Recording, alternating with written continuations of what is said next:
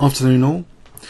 Okay, it's a bit dark today actually, and the candidates continues. So in the qualifiers so far, then Aronian was knocked out by Grischuk, and Kamsky beat Rajabov.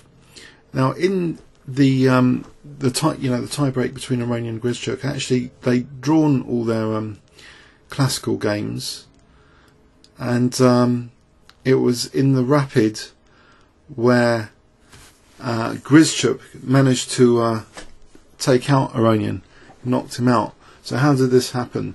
This is a game I also sort of briefly annotated in my Tuesday chess base commentary, the King's Crushers radio show. So I've gone through this game before and should be familiar with most of the ideas. It reminds me of my wet lettuce game with the English opening, unfortunately. So expect some sort of passive looking moves which don't offer white too much aggressive possibilities, I'm afraid.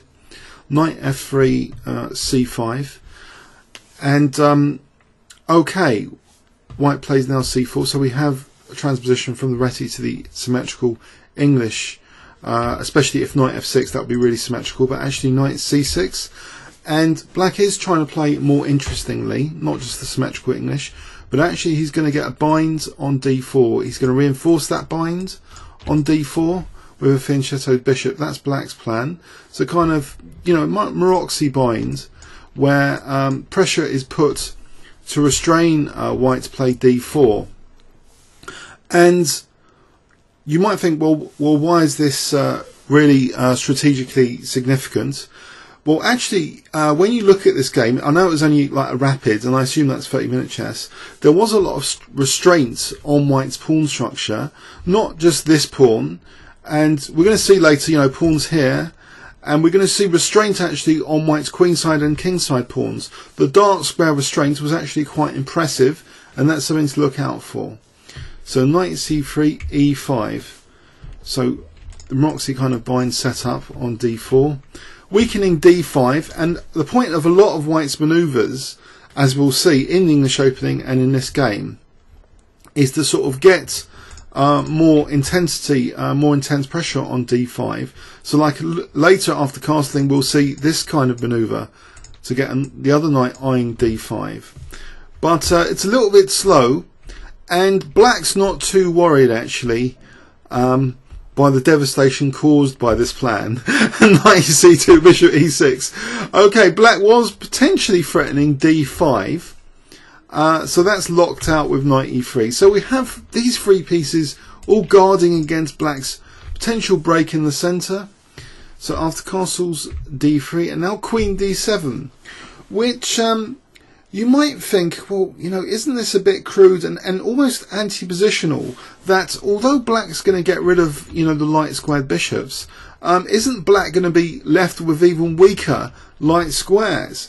That is true to a certain extent, but black, has other trump cards to work with here. So he goes in for this bishop exchange, bishop h3, not being too concerned he hasn't got a light square protector now in the form of a bishop. So he takes on g2. White's king is a little bit looser. At least theoretically, these squares are going to be a bit weaker. So later, an f5 from black will be of more concern. One, thing about having the thin chateau bishop is the king's safety is, slightly better with it. So it's very difficult to weigh up these things sometimes, square control versus king safety. But now we see this move, which is kind of committal for pawn structure. By the way, yes, I did comment also that in my lecture, rook a8. What exactly is this move doing? Maybe it's trying to discourage d4 from white because c4 will be a target. But with his next move, e4, white's made it clear he's not interested in playing d4. And actually, it seems d3 later on is to become a losing weakness in the endgame. Because if black can get queenside counterplay later with b5, this is going to be a weakness to hunt down later. And I've seen that even in my own rapid games recently. There was a game which, I played for the queenside and d3 was like vulnerable. So we have a kind of fixed structure with d4. Definitely it's a binded square. So we have knight d5, knight d5, now knight e7, just swapping off a pair of knights, wanting to swap off another pair, but this offer is rejected. Knight c3. So knight c6 again, the knight's dance. Now bishop e3. And it seems to me Grischuk's position here looks to be without any issues. You know, he's slightly weakened theoretically White's king side with that exchange of light squared bishops. This structure seems a bit fixed, so d4 is never going to be a worry. And in fact, he's got a biting opportunities, not just the f5, but also b5 later. And he uses the f5 option now actually, and he gains a nice amount of space with this next move, f4, which, okay, it locks in the bishop. Is the bishop really hemmed in by its own pawns? Well, that's not such a problem if it can be wriggled out later, maybe like this or maybe like this. So that bishop, is it going to wriggle later? Well, we see now the move h5, which is interesting. Black is actually trying to discourage g4, I think, because then the h file could be used. So knight d5 from Aronian, and I would assess the position as slightly passive for White, but clearly knight d5, White does have the latent plan to target c5. He's got all his bits ready to play the kind of thematic b4. So rook f7. But now instead of b4 here, actually g4, risking hg, which happens. And now this rook cf8 is threatening f3 check, which will be winning, because of the g4 pawn. So that has to be stopped. So queen f3. But now we see the bishop wriggling out. Bishop f6. And, okay, is this bishop going to be dangerous if it goes to h4? Or, alternatively, I guess it could consider going back, but h4 and like rook h7 and maybe using the h file is tempting. So bishop f2 looks as though h4 was a concern from White. Now rook h7.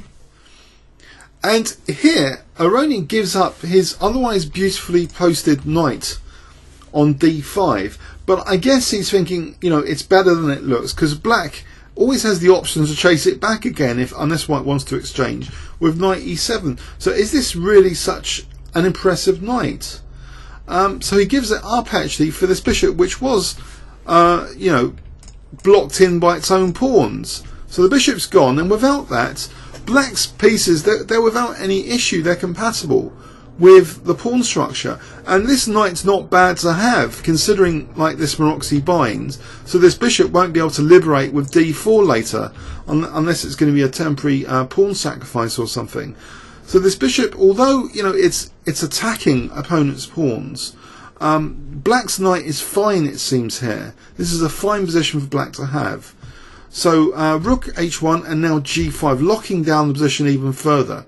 So you notice not just restraints on the d4 square, but also the h4 square. All of black's pawns, are putting pressure on these dark squares in White's position. Quite impressively, really. So h3, it just seems, quite passive here. And we see this move b6 as though, is this going to be a draw or something? Is black like setting up a fortress? And I don't really know. Maybe black was getting into more time pressure, because his game really went downhill. Aronian's game, it just seemed to collapse quite soon.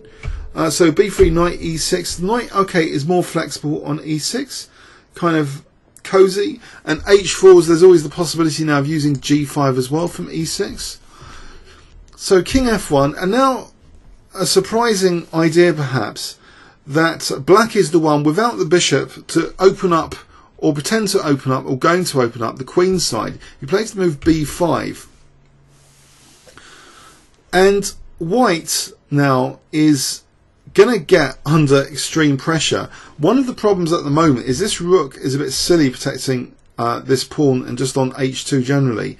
This bishop's kind of getting in the way, in fact. The rooks are not as flexible as black rooks here. So king g2, now a5. if the black rooks can swing across to the queen side, you know, for like an A-file attack, this is going to be very dangerous for white. So rook f8, and now you see this rook coming in to b8 now. White really doesn't want to play cb. It would just be a lot of pressure on b3. You know, later, you know, this other rook could come to b8 and then a4 would be a serious threat. So white, you know, tries to keep it locked. He just plays rook h1. And then we see b4. So black is content actually with just having a4 available as a break on the queen side. And he prepares for that break. Or rather, he just plays it immediately. Sorry, I thought he was going to play rook a8. No, just play it immediately, it's fine. Okay, so rook a8 now. And now ab. And now rook takes b3. Slightly controversial, because that leaves this pawn as a fixed target and this pawn as a target potentially to a rook, you know, as a sort of double attack from that a3 square. So black's really got the upper hand now. He's got a clear, you know, avenue for attacking at least the a2 weakness. So and also the d3 weakness, which is a fixed target, fixed because this binds. You know, this d4's impossible. This knight's beautifully posted here. Couldn't have much of a better position in the centre there on e6. But you know, I think this is just symbolic of rapid play. And apparently, I think Aronian's got a bit of a cold anyway. He was coughing a lot. So I don't think he's in his best physical form. And we're on move 40, and I guess he was getting into time pressure, given it was a rapid game, which I assume is 30 minutes. So queen a4, and it's very unpleasant to have such a passive position without any clear breaks. Although it seems h4 might be dangerous. He plays it now. But rook c3, and this just makes way for the queen to come to a3, and maybe the rook can come to c1 to pin this. So this is a very dangerous plan now, because now d3 is under fire as well as an option. And in fact, instead of taking on d3, Grischuk actually played rook c1, which might be technically stronger. I guess from a theoretical point of view, I'm interested to see what would happen if rook takes d3. In fact, rook c1 is given as the strongest by Houdini. Rook d3 is also fine, great for black as well. So really white's kind of lost here. He's got a lost position. According to this, it's like over 5 for black. This knight could come to g5 now, as an example. This pawn can be collected. And, you know, black's pieces have basically invaded white's position. And white's just waiting, you know, miserably here. In fact, a retreat queen a8 might actually deliver a knockout blow with coordination on e4. So this is just absolutely dire stuff.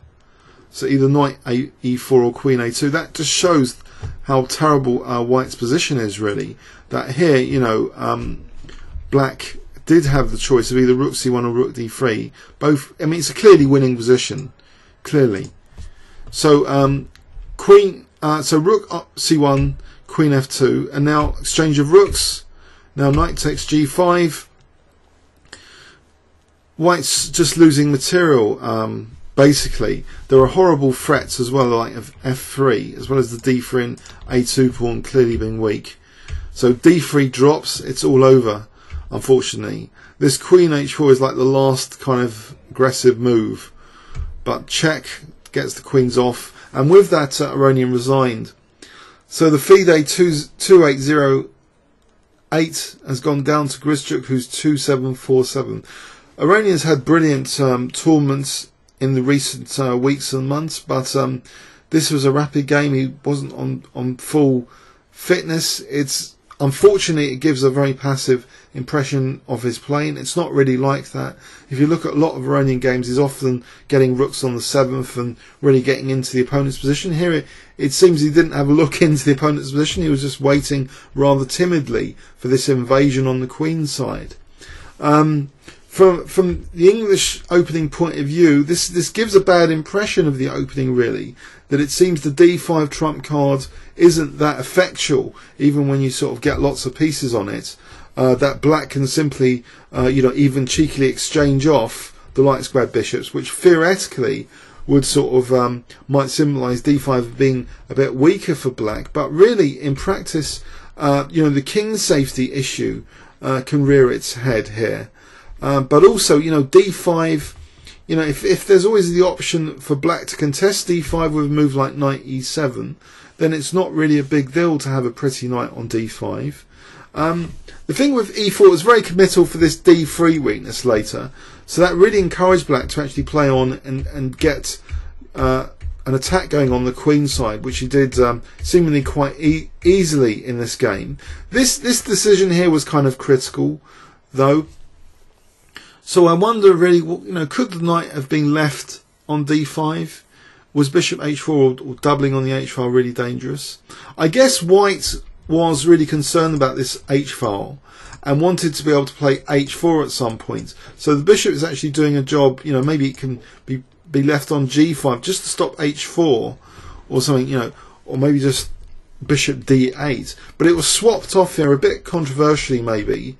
So g5, you know, there's h4 restraints in any case. But it was black really playing for the win now. White's lined up all his pawns complementary to the bishop, which is, you know, achieving one golden rule kind of having a compatible, you know, pieces with your pawns. They're harmonious here.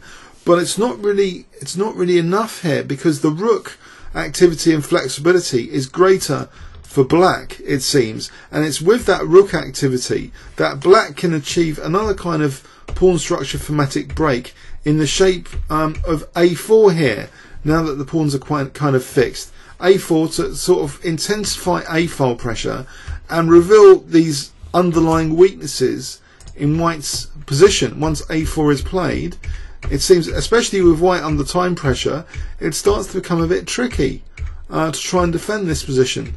And you know, it's black that's really invaded with two major pieces here, and the knight's pretty aggressive as well, supporting f3. So okay, it's not a pleasant game to play through and not a good picture of Aronian's play. But he struck back in the next game, which I think we should look at. And it's okay, so I hope there was something in here which was instructive. Please leave any comments or questions on YouTube. And by the way, I've set up various opening pages on Facebook, so check out facebook.com/English opening, and also there's facebook.com/French defense, facebook.com/Sicilian defense, facebook.com/King's Indian defense. So check out my Facebook pages. If you want to ask questions about openings, like here we could ask about d5 issues.